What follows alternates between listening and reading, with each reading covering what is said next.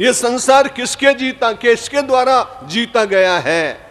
बड़ा छोटा सा उत्तर दिया, मनो ही ये न, जिसके द्वारा ये मन जीता गया उसी के द्वारा ये जग जीता गया। और जिन लोगों ने मन को जीतने का प्रयत्न किया उनके पास शस्त्र नहीं थे।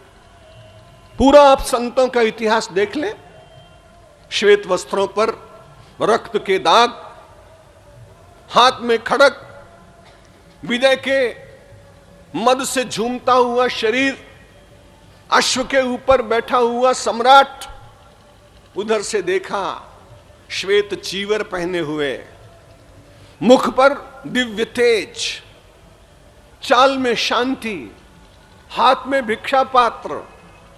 कहां सम्राट, कहां कलिंग का युद्ध का विजेता, और कहां मार्ग में बिल्कुल भिक्षा मांगने जाता हुआ एक दिव्य पुरुष, और उसके साथ थोड़े से भिक्षु। मन हुआ इसे प्रणाम कर ले। घोड़े से उतरा, प्रणाम किया। तथागत ने पूछा, कहां से आ रहे हो? महाराज, युद्ध में विजय प्राप्त की है, मेरे वस्त्रों पर रक्त के चिन्ह आपको दिखाई पड़ रहे हैं ना?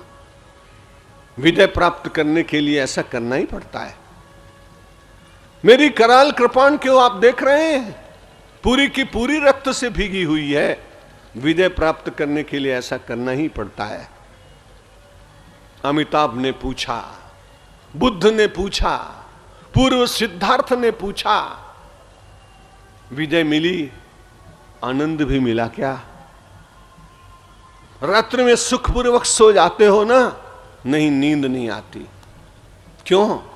जिनको मारा है वे स्वप्न में एक साथ मेरे ऊपर प्रहार करने का प्रयत्न करते हैं, बहुत कम निद्रा आती है। भोजन तो करते हो ना प्रेम से? ना ना, भोजन में भी डर लगता है, कहीं किसी ने विष न मिला दिया। जिन राजाओं को पराजित किया है उनका कोई मित्र मेरे इस राज दरबार में होगा तो भोजन में विष मिला देगा। इसलिए पहले भोजन मैं किसी पक्षी को कराता हूं और उसके बाद मैं भोजन करता हूं। मैंने कहा, पक्षी बड़ा भाग्यशाली, तुम पक्षी का उच्छिष्ट कहते हो, बादशाह होकर भी तुम्हें शर्म नहीं आती? बुद्ध ने कहा तुम्हें लज्जा नहीं आती? बुद्ध के पास तलवार नहीं थी, बुद्ध के पास मन का विजेता वो भाव था जिसमें संयम और नियम उनके श्रृंगार थे, आत्मस्थिति जिनका सिंहासन थी, शांति जिनकी सहचरी थी, प्रेम जिनका मित्र था, सारे संसार में परमार्थ दर्शन करने का यह पावन चिंतन जिनका छत्र था। ऐसे बुद्ध अकेले चले जा रहे, तलवार हाथ से छूट गई, चरणों में विनत हो गया, प्रणत हो गया। कहा, महाराज आपकी दो बातों ने मुझे जागृत कर दिया। इतना बड़ा साम्राज्य प्राप्त करने के बाद भी निद्रा का सुख न ले सका, भोजन का सुख न ले सका, यह साम्राज्य मेरे किस काम आएगा? अब मैंने निर्णय किया है कि जीवन में अब युद्ध कभी नहीं करूंगा। एक महापुरुष किसी भी आक्रांता के जीवन को परिवर्तित कर सकता है, लेकिन तब जब उसने अपने को परिवर्तित करने का प्रयत्न किया हो पूर्णतः। तब बुद्ध ने अपने को बदलने का पूरी तरह से प्रयत्न किया था, इसलिए उनकी वाणी सम्राट अशोक के ऊपर अपना पूरा प्रभाव डाल सकी।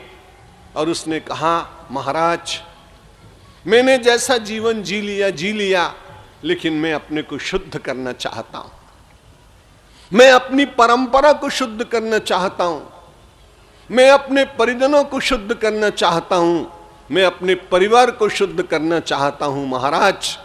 इसलिए गौतम बुद्ध, मैं अपनी पुत्री संघमित्रा और अपने पुत्र महेंद्र को आपके चरणों में समर्पित करता हूं। दोनों की तरुणाई।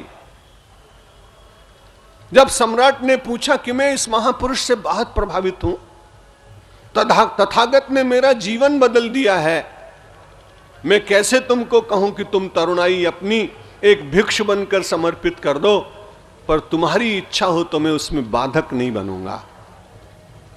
संघमित्रा और महेंद्र ने गौतम बुद्ध की ओर देखा और देखने के बाद उन्होंने कोई निमंत्रण नहीं दिया, उन्होंने नहीं कहा कि तुम त्यागी बन जाओ, पर उनके आभा मंडल से प्रभावित, उनकी ज्योति से प्रभावित उस तरुण ने अपने जीवन में वह मार्ग स्वीकार किया जो शांति और आनंद का मार्ग।